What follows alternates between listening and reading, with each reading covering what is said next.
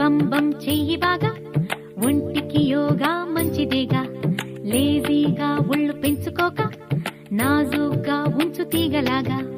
ఈజీగా రాజయోగా, ఏజిని మరిపించేయగా. ఈడు ముడతల ధూళి దులుపునుగా.